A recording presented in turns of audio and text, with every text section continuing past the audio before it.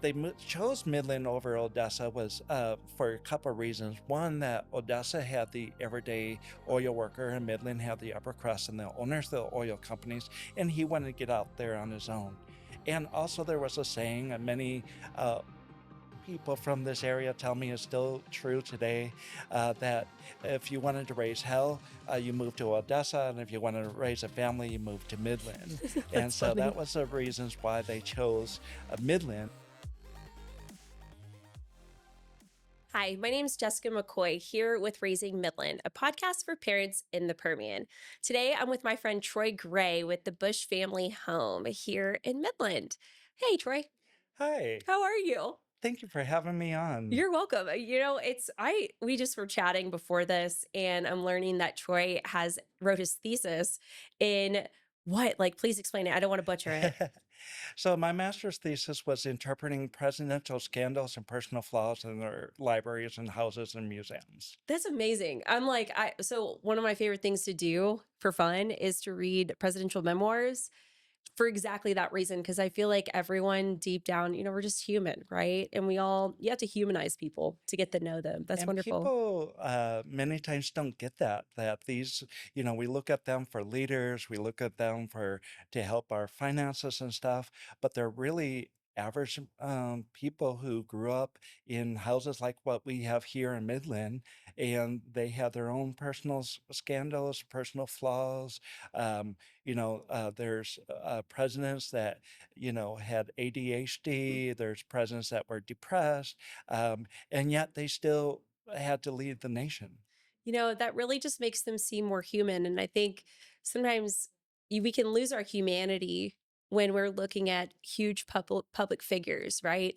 And I think it's super important to make sure that we are still treating people with kindness and getting to know presidents for who they are, because there's just so much more to that, you know? Exactly. You don't have to agree with everything that they do in the White House, but they do have families, and they have to still go home and have dinner with their wives, hopefully, And so, yeah, they are normal people, but with a big responsibility. Yeah.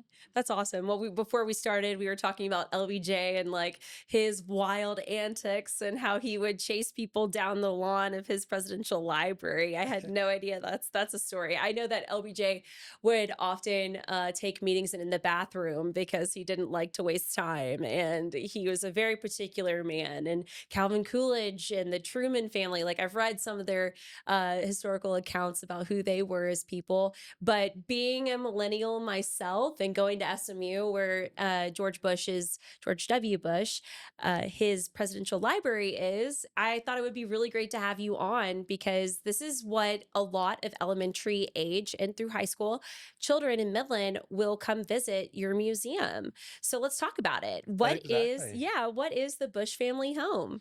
So the Bush Family Homestead Historic Site just came under the Texas Historical Commission 2 years ago.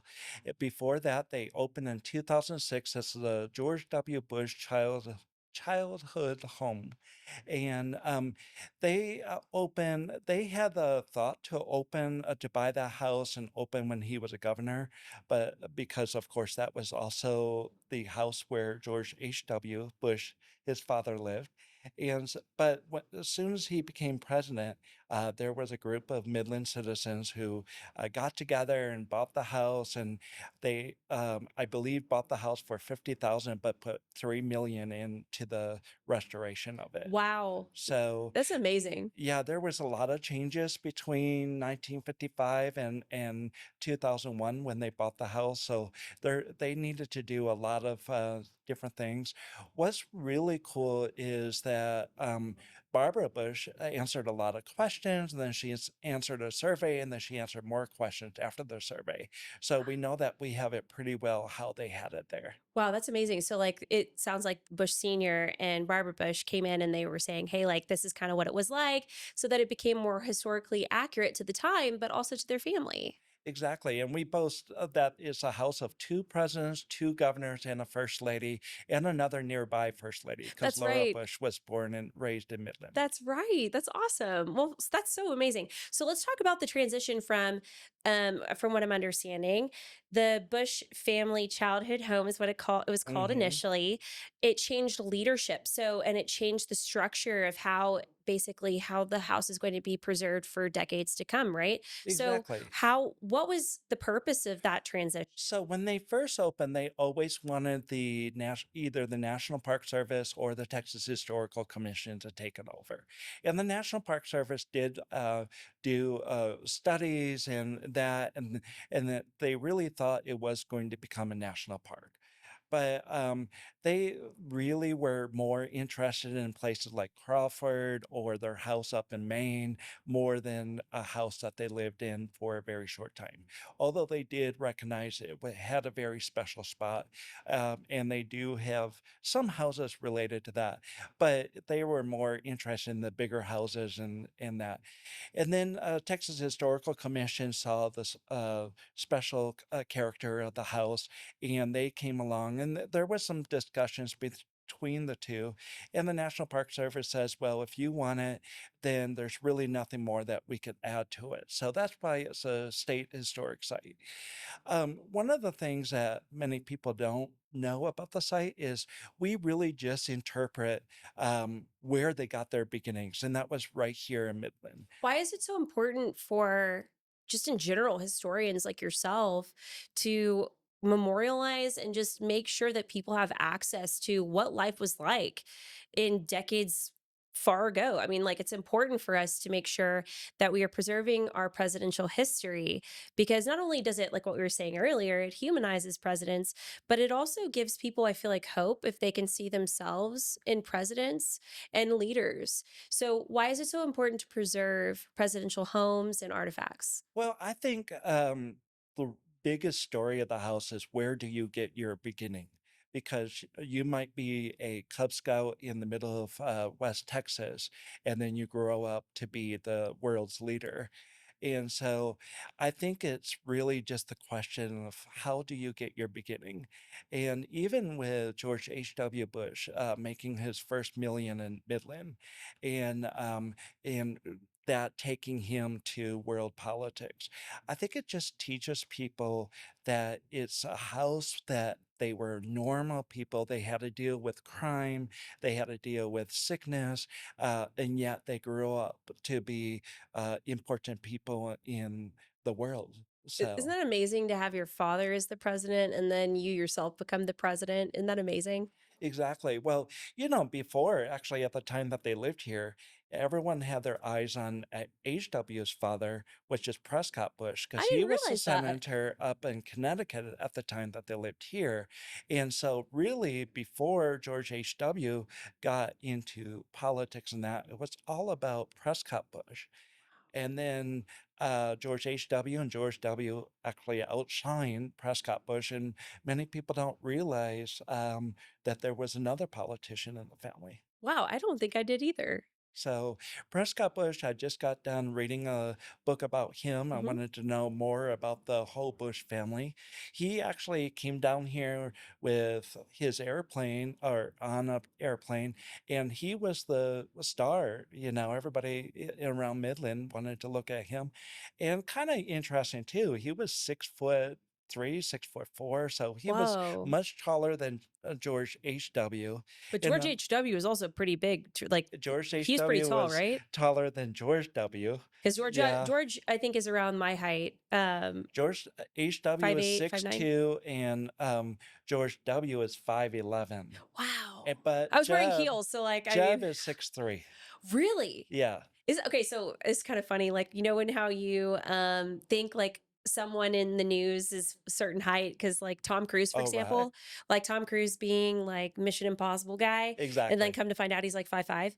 Yeah, he's very Yeah, tiny, right? the Bushes are for sure tall. That's for sure. Yeah. That's crazy. So Prescott Bush was 6'4", is what you were saying? Like 6'3", 6'4". Can you Yeah, imagine? You said he was he was flying taller than George H.W. so he was flying planes? Well, yeah, when he came down to visit his son, then many people looked at him and that. So he did have connections before he got into politics. He was a businessman for Brown Brothers Harriman, which was a really big banking company up in New York. And then, but he actually started locally and was just like the town leader and that for his local government in Connecticut. And then they wanted him to go higher. And all three of the Bushes lost their first uh, race that they ran for. So uh, Prescott and George H.W. and George W. all lost their first race for Congress. Interesting. So You're yeah, like a walking encyclopedia. I could talk to you all day long. I love this. That is so interesting. that's called So, being a presidential well, yeah, nerd. it's also what you studied too, and then it's also your job. Yeah, thank you, Jessica. I No, used to hide that, but now I'm it's good to be a nerd, right? that's I same. I know nerds unite. I feel you. That's really cool. So one thing I'm just so curious about because I've read. I just like I said before we started. I love to read presidential memoirs. uh, I'm really interested in first lady memoirs as well. Just right. being a woman myself, it's interesting. I like to connect with public figures so I can learn from their stories. And I really enjoyed Barbara Bush's memoir specifically because of she talked about Midland. And when I first moved here, it was actually what I started reading. And then I read Laura's. Laura's is great too, just being an SMU alumni myself. Right. Like it was great to see parts of myself within her. I think that's what is so important when you're learning about history is like trying to relate it to yourself as much as you can so that you can have empathy and understand what was going on at the time. So when I was reading Barbara Bush's memoir, she was talking about, moving down here from up north. And just for listeners who may not be privy to what led them here, why did they move from the Northeast down here to Midland? So it's a really good question because, he of course, George H.W. was the youngest pilot in World War II. And after the war, he went to Yale and he graduated with a degree of economics in 2.5 years. 2.5 years in Yeah, economics? yeah. I feel like that's so hard. Oh my Th- gosh. that would be hard today and it was hard back then. But it Wow. was something, he was already married. He married in 1945 in January. He was still in the soldier, but he eventually got out because the war ended. And then, they thought about many different jobs. He was offered two jobs in Wall Street, but really they had this mindset that if to go out there and show what you're made of, you have to do it on your own. And of course, his father did open some doors that we wouldn't have, but he really did try to make it on his own. And they actually considered farming in the Midwest, but they didn't think there was a big return on their investment. So, and then he actually had a job interview with Procter and Gamble, and they turned him down. And Really? so his thought was, I'm going to show them. I And love one of that. the family friends, Neil Mellon, invited him to come to West Texas and Mhm. told him that if you started at the bottom, the oil industry, and work yourself up, you're going to learn some very valuable skills in a very valuable industry. And so that's what they decided to do. They first moved out to Odessa, and you bringing up Barbara Bush, her mother thought it was just a different country altogether and gave her things that you would need from America Oh my going down gosh. to Odessa, Like right? what?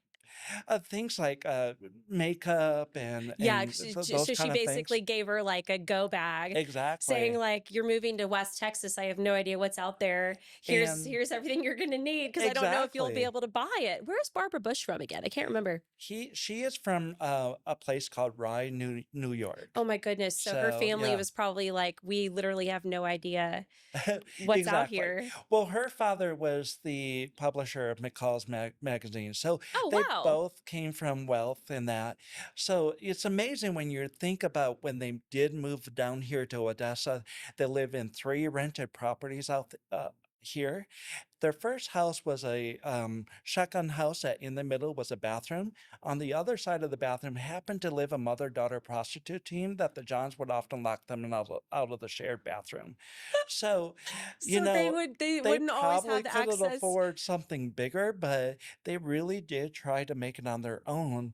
And if you look at his brother, his older brother, Prescott Bush Jr., he also did not follow the steps of his father and went into Pan Am Airways and stuff like that. And so they really did have this thought that they're going to do this. So you can imagine this rise from a shotgun house where prostitutes live to where they are, today. So Wow, I was just gonna say, like, it's amazing. You were saying that the structure of the home was basically split, where the bathroom was in the center, and there was a mother daughter, and then you said that they were prostitutes, and then the Barbara and George H. Bush lived in the other side of the home, right. and they wouldn't even have access sometimes to their bathroom because they would get locked out. Their thoughts were that if you use the bathroom, you would lock the other side so you can use it, but you were supposed to unlock it. And the Johns many times did not do that. Um, if you read their autobiography, I think she put in there that she was lucky just to have a bathroom because many people just had outhouses. Isn't that amazing? I feel So, like we get so used to what modern technology is right. that we forget. Like, I know for my grandparents, one of my sets of grandparents is from Lithuania, and like the Wow. idea, and they came over to get their citizenship in World War II, because Russia had invaded Lithuania, and then Germany had taken over Lithuania. So anyway, my grandfather was able to get citizenship through the U.S. Army because he spoke so many different languages. Right. They used him as an asset, and that's how he got a citizenship. And so he would always tell me, back in the 50s, after the war was over, people were starting from scratch. This was only like Yeah. 20 years after the Great Depression. Right. So just to humanize, like, moving over to Odessa initially is where they first moved, having a home and a bathroom inside of a home was something that was not universal for everyone.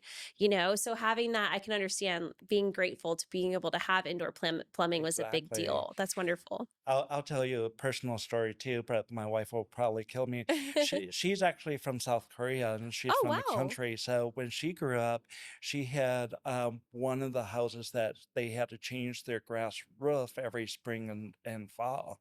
And so eventually they moved into the city. But yeah, that's how she grew up. She had to redo her grass roof every spring and fall. Wow. So yeah, it's very interesting where people again it goes that back to that question, where do you get your start? So I love that. And it sounds like, the Bush family initially, they came here, and, Bush Sr., George H. Bush was saying, President George H. Bush was saying, I really want to prove him wrong. And that is at least that's what I'm taking from right, it. And that is such a Midland thing, to be able to exactly, say, I'm going to do this. And it's like this inherent need to do well. And there's one thing, like, in Dallas or in Houston, no shame on them because I love those two communities, but it's one thing to want to be successful and keep up with the Joneses. It's another thing to want to be successful because you want to be the best version of yourself, have it be within your right, family or within business or whatever venture you're going after. And I really feel like that's exactly what I got from reading all the memoirs from Barbara exactly. Bush and George H.W. Bush and their experience here. So, where And did he they? started with a $350 a month salary. That's why he started. $350 a month. Yeah. Did they have their children here in Midland? So so George W. was born when he was a student at Yale. Okay. And then, by the way, after he moves to Odessa and lived in those three places, about a year and a year and a half, the company sends them out to California where they live in four different cities in 1 year. In Wow. Compton, California is where their daughter Robin was born. And Okay. then they moved back here to Midland. Wow. And um, chose Midland over Odessa was for a couple of reasons. One, that Odessa had the everyday oil worker and Midland had the upper crust and the owners of the oil companies, and he wanted to get out there on his own. And also, there was a saying, and many uh, people from this area tell me is still true today, that if you wanted to raise hell, you move to Odessa, and if you wanted to raise a family, you move to Midland. And That's so that funny. was the reasons why they chose Midland.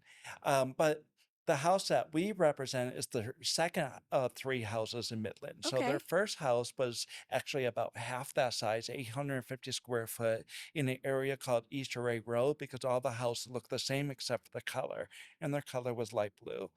And then they moved to this house when he started to get his own company and started to get a little bit money.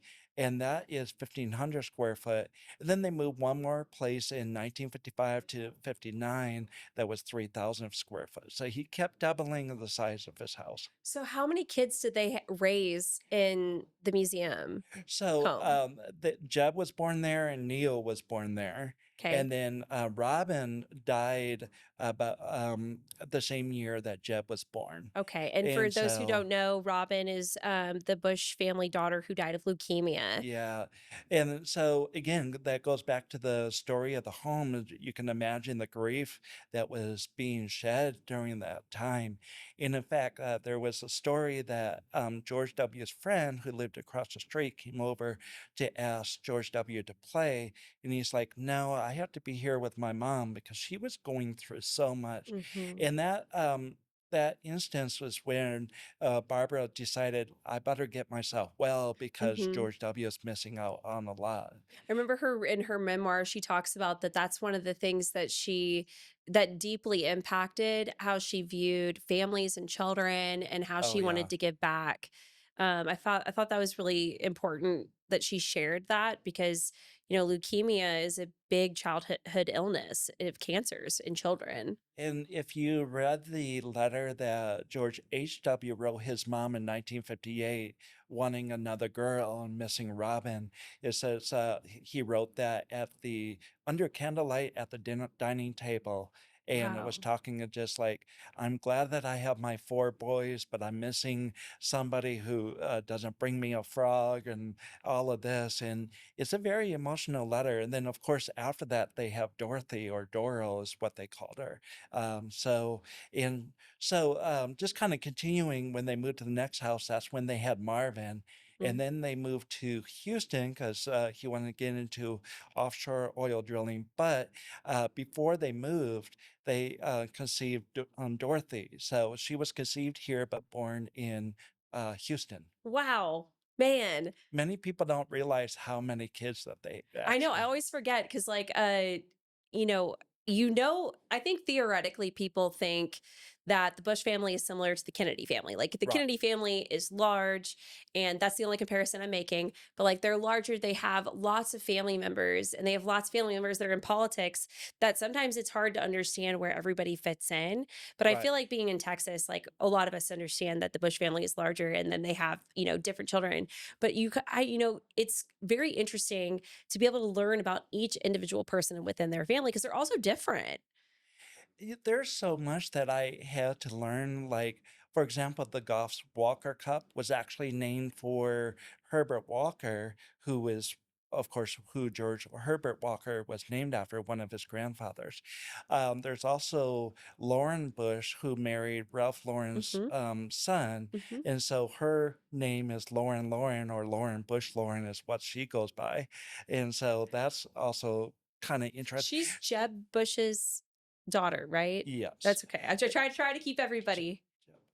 Is she Jeb or Niels? I think she's I Niels, can't remember. actually. I'm I think so she's sorry. I Niels. feel like No, I you're all doubt that they'll good. watch this, but, I like, think I'm she's Niels. trying to keep track of But everybody. it's just so much how many, hands that the Bush family has. Of course, George Herbert Walker, George H.W. Bush's sister is Ellis, and her son was the one that owned the Denver Broncos for a I while. didn't know that. So that's what I'm saying. There's so many hands into sports, into politics, into So business. wait, that makes So sense. That makes sense why yeah, George W. Bush would get into the Rangers because he exactly. was such a huge Rangers fan. And personally, that was my favorite era of the baseball jerseys. We're Right. actually having the Rockhounds on later today. But Of back course, when his father was into the Astros, so Yeah, the Astros. I know. Personally, that's my team because I grew up the first 8 years of my life in Houston. But back when George W. Bush owned the Rangers, like my husband owns like a replica jersey, and I just think that was when it was really great. many people don't know that actually George W. That's what he wanted to do was be a Really, baseball player. And he really did try in Yale, but he just didn't equal um, his father in playing baseball.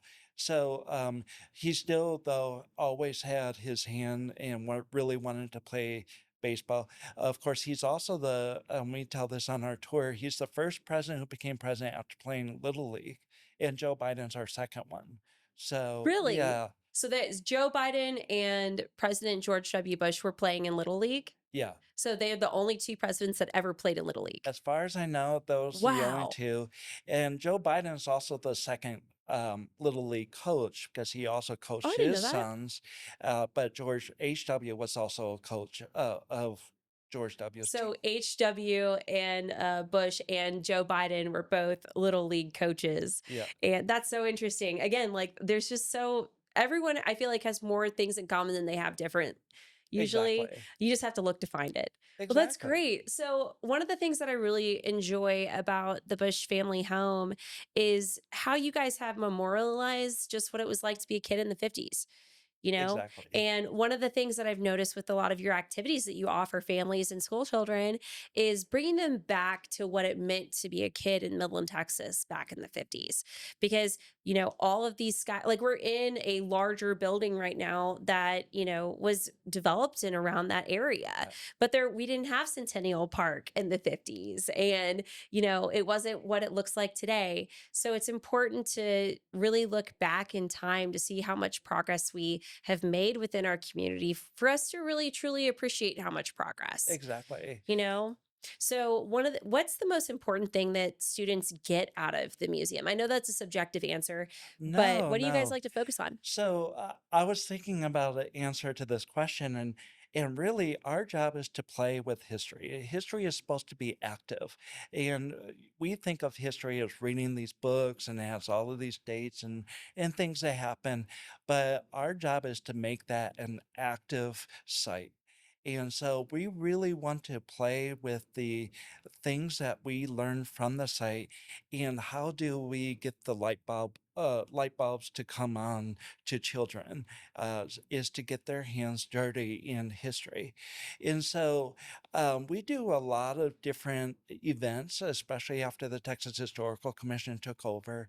And so even this last weekend, this is President's Day weekend. I don't know when you're airing this, but we had kids dress up as their favorite president and first lady, and they learned some facts about them. So people came around and they were our own little wax museum. That's really And cool. so we really just want them to uh, do get to know what that meant. So during spring break, we're going to have 1950s games. We will also in April we'll have a baseball day. So because of course George W. and George H.W. were in baseball. So we're going to do that. For summer camp this year, we're going to have 1950s games. We'll also have a cowboy day because, of course, George W.'s favorite movie star was Roy Rogers, and his father complained that he would live in his cowboy outfit. So we have a cowboy day. We're going to do a bike safety day and bike day, and then just a STEM day. So if you come on as a field trip, from a school, we take you in and have a tour of the house. Then we go in the backyard and play croquet because his good friend Joe O'Neill gave a croquet set that they used to play as boys. And of course, it was also Joe who introduced George to Laura. Mhm. And then we take them over to our program area where they learn a STEM activity, where one of my educators went in and saw things like a record player, the TV, and her question to them is, "How did it get there?" So Like, how she does the teaches electricity work to get the record exactly how. player to work? She broke those down and shows kids how they actually work. To be honest with you, I'd be curious. You need to To take a know, field trip, or right? like the bunny ear antennas, like my grandparents had those in their house and I Oh could never man. figure out how did this not even work? You're That's so probably interesting. younger than me, but yes, we had to deal with those bunny ears Yes. go like this and Yeah. wrap foil And then around them, sometimes you would accidentally miss a channel because like you were moving right? it around too much. That's so cool. Well, that's awesome. Let me see what else we have here. Let's see. Well, we also, while you're looking at that, we Yeah. also have, we did the Robbins Health Fair in September because September's Children's Cancer Yeah, Awareness talk Month. about that. So how it And sounds like so, you're bringing in Robin's legacy. So, yeah, yeah. Robin was very influential in their lives. She only lived 3, almost 4 years. And when she died, it just really restructured their thoughts about anything. And it even helped them to start to volunteer at the local hospital here. Of course, our reading room is also Robin's reading room and that. But yeah, Robin's leukemia was a very big thing in their life.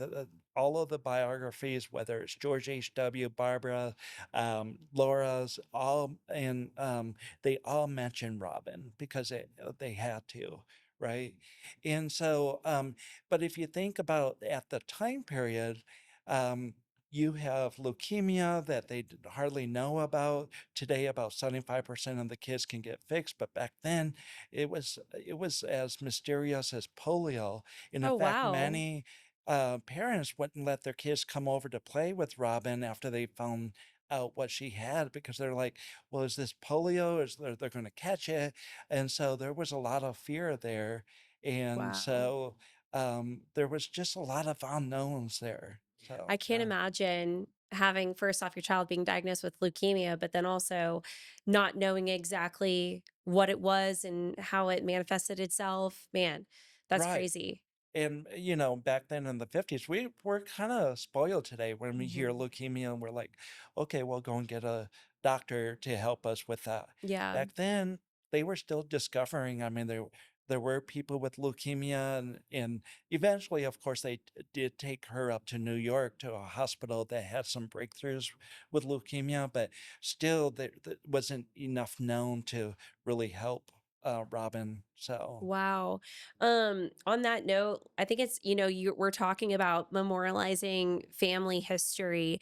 I know that this is not something that is unique to just the Bush family. I know that the Truman family home, and I think it's up north, is very well preserved, and so is the LBJ Ranch down in South right. Central Texas. Why is it so important to make special places that are commemorative not only of the president but also commemorating, excuse me, the moment in history that in the time that they served the United States. Because I know, like, thinking of LBJ is an easy one, right? With the assassination of JFK, LBJ was forced to be the president because he was the vice president. So there's a lot of things that you can learn about a president, not only about who they are, but like the time Mhm. period that they were serving. So Why the is it only important? president that does not have a house open in his name is Zachary Taylor. Zachary Taylor. Wow, that was a And long time ago. he does have houses that he lived in, but they're all privately owned. Wow. And so every other president still, I don't know, some of the modern Carter's ones. family, his Yeah, childhood home is, I know, open to the public because part of his exactly. funeral was to drive by that childhood But I home. think it just drives back to the fact, like, these guys were in this White House and this mansion and that how did they get there? Because everyone wants to, if you ask my wife, everybody wants to become rich and famous and that. And so, how do you get there? So, I think it's a life lesson of a lot of these places. You talk about Bill Clinton and being on welfare for a Mhm. while, and in that, you talk about Abraham Lincoln and how he lost his mom and his father remarried, and he actually was closer to his stepmom than his father.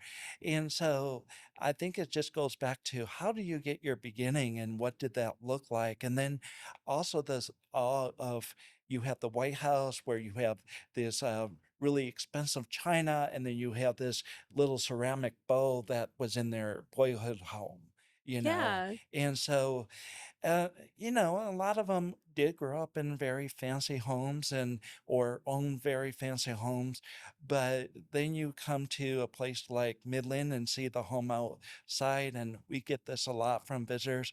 Um, until they go in, they really think, "Really, they live in there?" And then they go in and they see they have 3 full bedrooms and a kitchen, and they're like, "Oh, this is bigger than I thought it was." Mhm.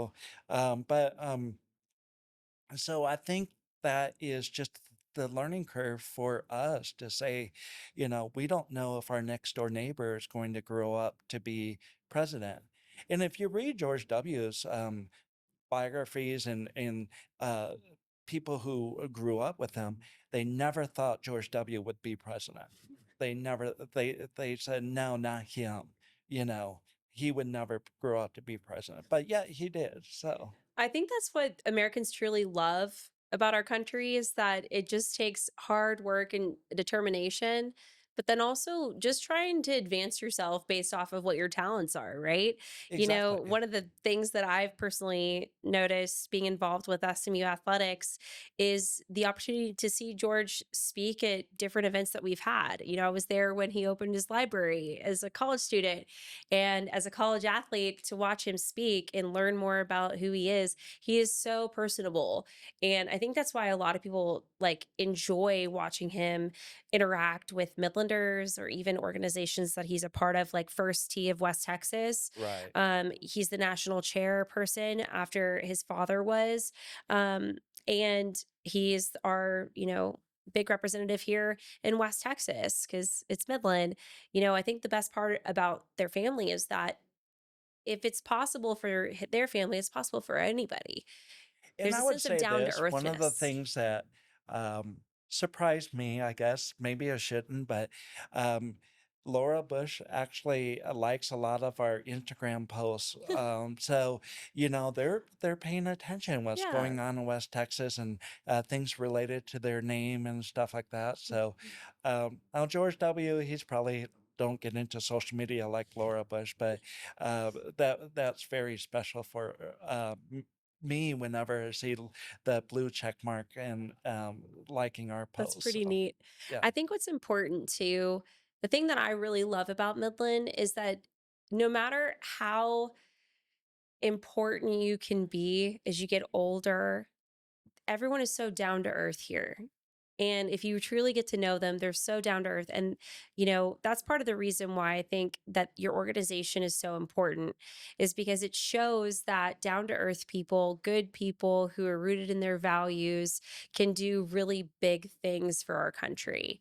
And, upon reflection, people can internalize that and say, you know what, maybe I have something to offer. Maybe my perspective in this world is important. And I think that's what the Bush family means to me is, I'm not anyone special, but what I can do is I can show up and do my best and, put my nose to the grindstone and try to create something that I think that the world needs. That's what I did with my business and that's what I'm doing you here. may not earn $1 million in your Yeah. lifetime, but if you're doing what your heart wants you to do, Mhm. you're always going to have a great time, and you're going to influence people in that. So another thing I really like about the Bush House, or really any museum, but especially at the Bush houses, how many people from around the world comes because they were influenced in some way from the Bush administration or Bush. They served with the Bushes in the Mhm. military, those kind of things. So it's very special to me, whoever comes through. Even people who may not like the Bushes, we get this a lot on our social media. I'm a Democrat, but I still respected them. And so I think that is very special. We don't apologize for their what they did in the White House. That's not what we're about. If you want to do that, you can go to the libraries. But we really just want to tell that about this great American family. That yes, they were from the Northeast, but they moved down to Texas. George W. gets a lot of flack, but really the only place that he probably remembers is Texas. I mean, he was 2 years old when he moved here, so he probably doesn't remember the Northeast other than when he would visit the Walker Point, and stuff like that. So for me, uh, I also am not from Texas, but this is my fifth Texan city. So, See, and for me, that's I'm adopted, and like so it's like 48 hours after my adoption, my parents took me from Kansas, right, where I was born, to Texas. And my husband, who was born and raised in Midland, he's like, "You're not a Texan because you weren't born here." And I'm like, "Okay, listen, let's chill out. It has to do with right, what it if I'm exactly. paying taxes in the state of Texas, I'm Texan. All right." Like, you That's where we know, pay our money, right? yeah, You exactly. have no problem taking our money, so you better just call it Exactly. Texas. Like, be quiet. But yeah, I think that's really what is very special about the house, and again, it goes back to what is your heart, where's your heart? I'll tell one interesting story. When George W. ran for governor the first time was the same year that Jeb ran.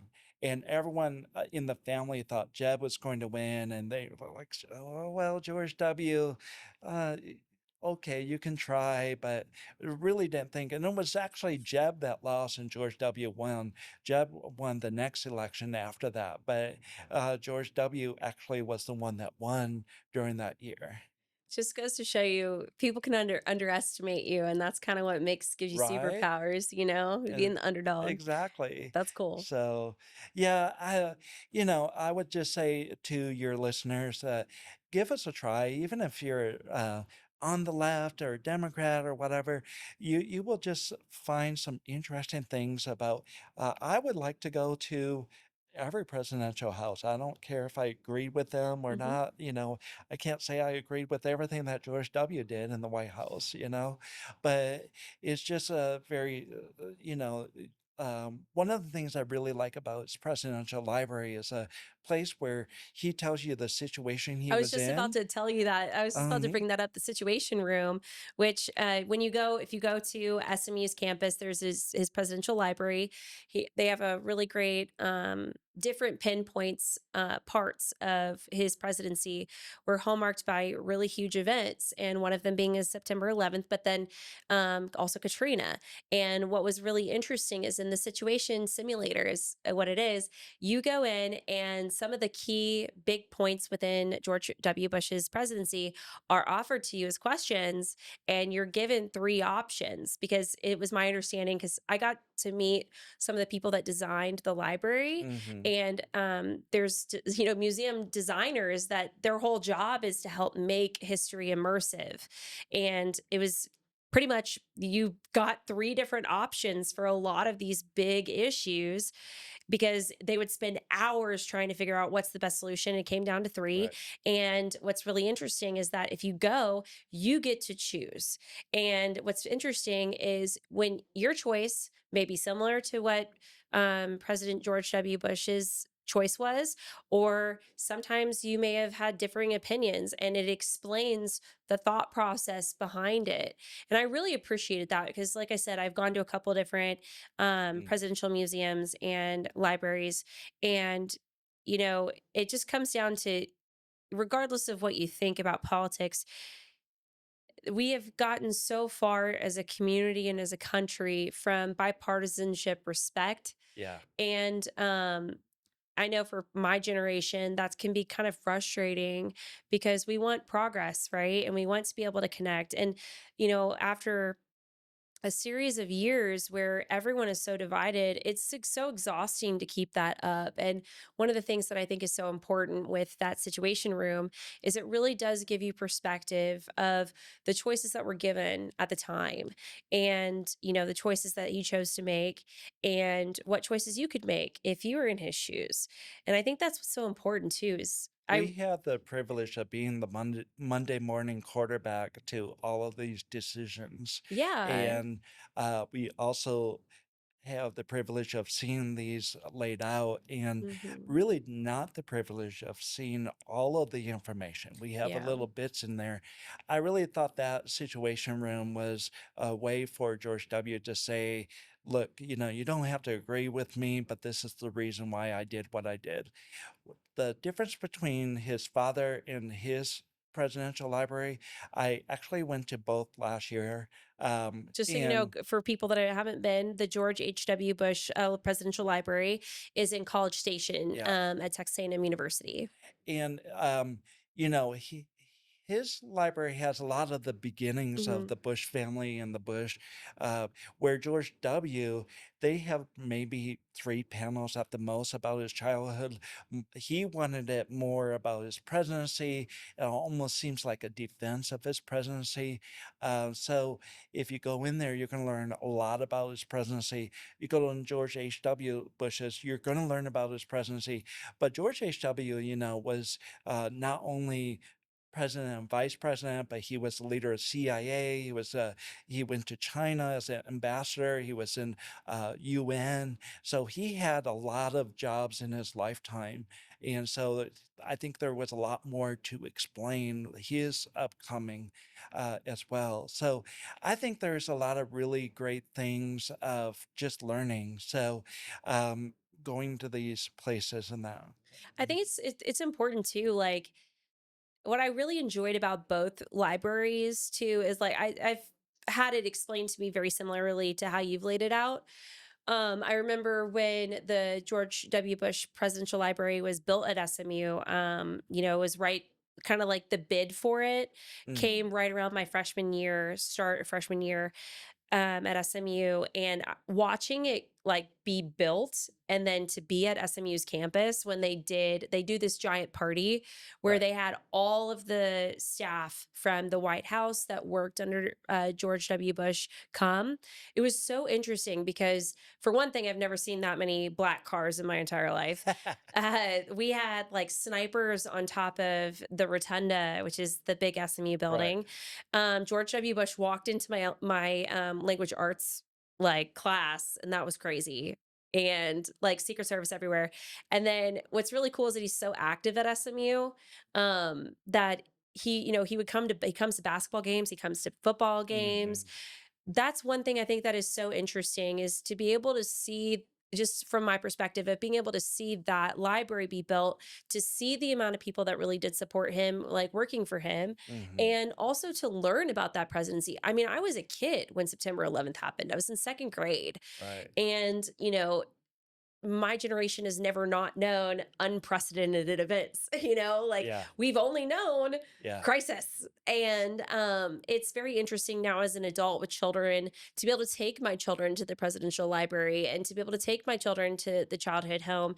It just really does bring it back down to what the American dream is, right? To create something that you want for yourself within our country is for sure a privilege. Can you believe next year is not only the 250th birthday of America, but it's also the 25th anniversary of 9/11. Wow. It's also going to be the 20th anniversary of the opening of the house here in Midland. And Wow. it's the 80th birthday of both George and Laura, Wow. all in 2026. That's Yeah. crazy. What a big So year. it is a very big year, right? We're going to be very busy. This year, of course, it's the 100th birthday of Barbara Bush in Oh, I didn't June. realize that. And then Wow. last year was the 100th birthday of George H.W. Bush. So, kind of putting a lot of things in perspective, too, is that George W. Bush was born in the only year three presidents were born. and that is, of course, uh, Trump was Mhm. born in June. July was Bush's year or birth month, and then Clinton was born in August I in didn't realize they were all the 1946. same age. And then George H.W. was born the same year that Jimmy Carter was born. Yeah, in Really? 1924. So, Isn't that crazy? Like, if you actually think about the years that these guys were born, right? how much has changed? I cannot imagine. Exactly. Gosh. Yeah, many people don't realize that Trump and Clinton and Bush were all born in succeeding months in 1946. Wow. Especially right after the war, too. Right. Can't imagine growing up on even the last half of World War II. I mean, And that's part of the story too, is that this is post World War II family who moved to Midland, and a lot of family were the same that moved from Yale and that down here to get into the oil industry, and yeah, so when they were down here, they were one of many, and then they grew up to be the one in the White House. gosh, that's wild. What gives you hope for the future of Midland? As a Midland resident, as a museum curator yourself and historian. Well, I think there's a lot. One of the things that we didn't talk about is our youth programs. Yeah, And talk about it. so we have two youth programs. One, I started my first year here, and I worked with City Congresswoman or City Councilwoman Robin Poole. And she actually ran with it faster than I thought, but we were doing great. But it's called the Youth Advisory Council. And it's a group of youth throughout the Midland who meet once a month, and they meet people from the city and learn how the city runs. And then they do a service project. And, these youth are asking the city people really deep questions and they're getting connected into Midland and really understanding what is it that makes Midland run, and why do people stay here in that? Because of course Midland and this area is very transient, and Yeah. that, and of course Midland city wants more people to stay here, and it's growing very much. I think things like the spaceport and that really helps Midland to grow. I'm gonna be That honest with you, I'm still trying to understand the spaceport, and, like, to I me, think it's that's a some future guest you I need to know, have on. I know. I've contacted, higher orbits and all that, Oh and, yeah. but I'm still trying to I've read several articles about the spaceport, and I still don't fully understand it. I know it's like some sort of, like, airplane that goes to the sky or something. I don't know. I'm sorry, Lori Blanc, like, I need to, like, call you. It's a lot bigger than that It is, I though. know, Yeah, but, like, yeah. my brain just can't comprehend, like, 'cause, being the first 8 years of my life in Houston, all I can think about is the NASA Space Center. So, like, in my head, I'm Well, like, eventually, maybe, I know. So, like, right? I don't know. It's hard for me to conceptualize. That will be another episode. Maybe you and I will fly from Midland Airport up, be one of the first air. Hard No. pass. I am Okay. afraid of heights. I My could wife never says the not. same thing. No, no, no. Hard pass. I am Well, afraid of heights. the other youth program we have is called the Junior Docent Program, and that is Oh, to teach kids public speaking skills. And we bring, the first semester, we brought one time a month somebody from the community who teaches communications or in communications. So we had somebody from the theater, we had the somebody who deals with the communications of the city, we had a UTPB professor that came and taught them how to speak and that. And then they also on a Saturday, you will see the junior docents once a month do some of our tours and some of our information, which is really great, especially when we have events and we can place them in there. Maybe they don't know everything and we don't expect them to know everything, but they learn public speaking skills. And all of these skills, the Youth Advisory Council and the Junior Docent Program, all come from just different things that we saw in the bushes, how they got their start, and of course, they had to learn public speaking and that, um, and then so we took those skills from the bushes and wanted to teach those to younger ones. So when you're asking like, what is the future of Midland?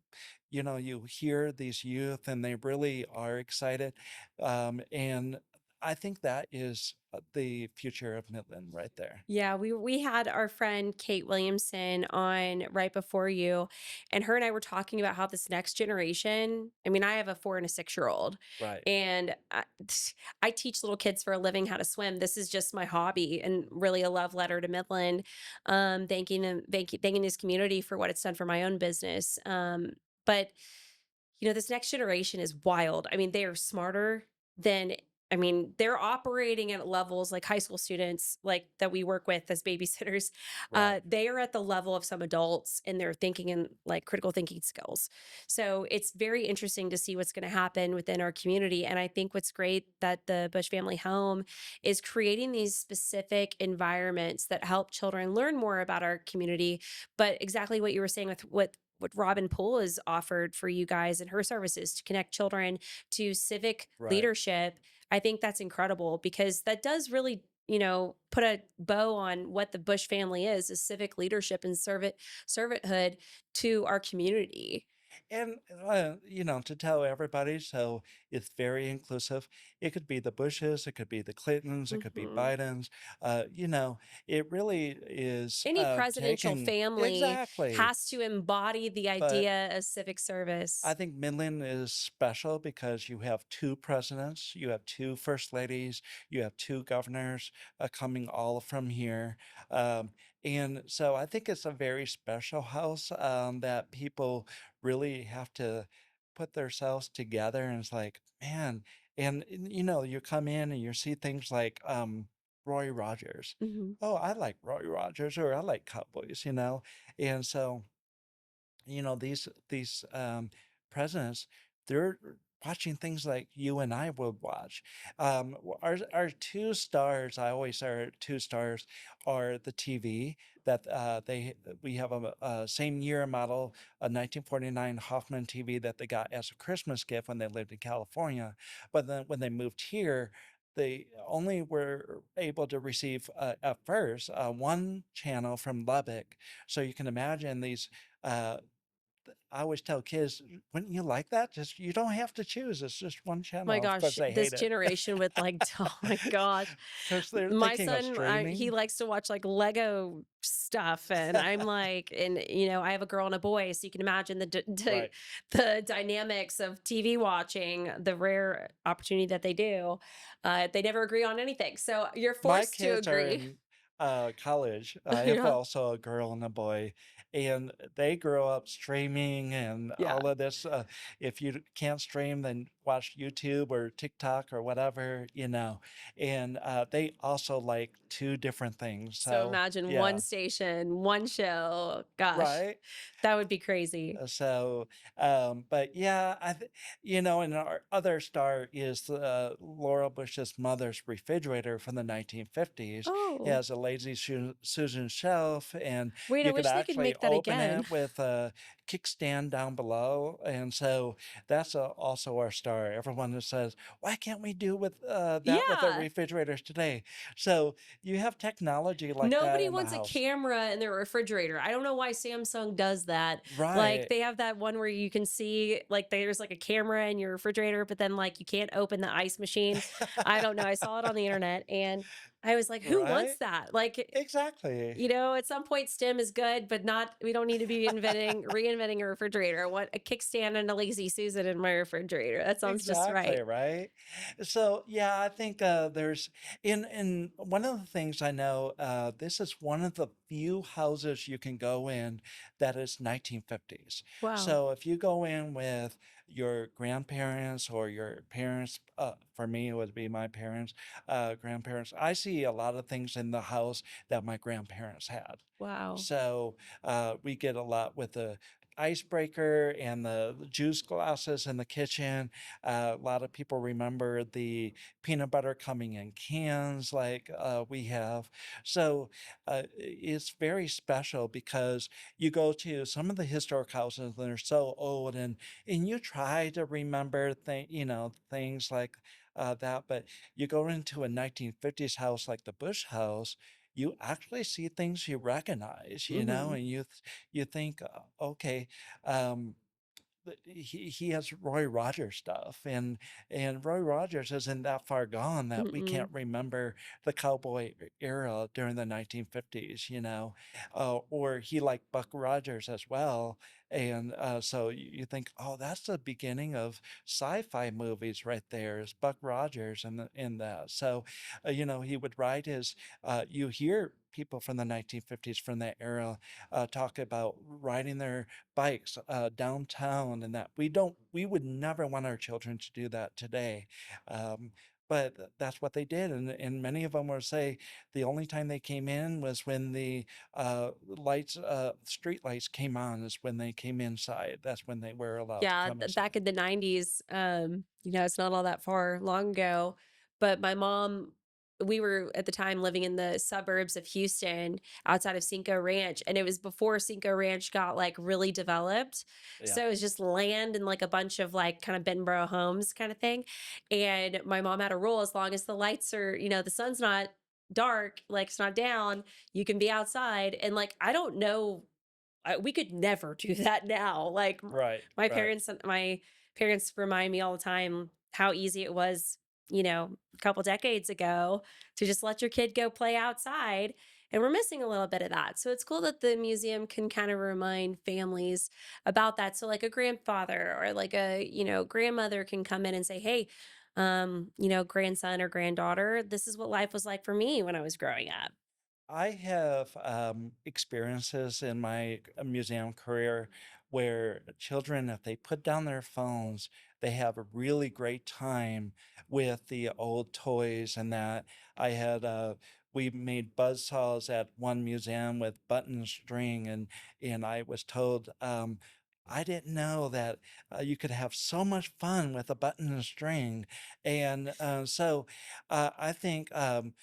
If people put their phones down Mhm. and really have fun playing things like croquet, like we do in the backyard, or Croquet's hula really hoop, fun. It it sounds is, bougie, right? guys, all right? Like it's not it does sound bougie, but it's really, really fun because and it goes back. I mean, there's even like examples of it in Alice in Wonderland and Disney, with the Queen of Hearts hitting it. And Right? like it's an old, old game for a reason because it's simple. It's like a mix of golf and tennis, in my opinion.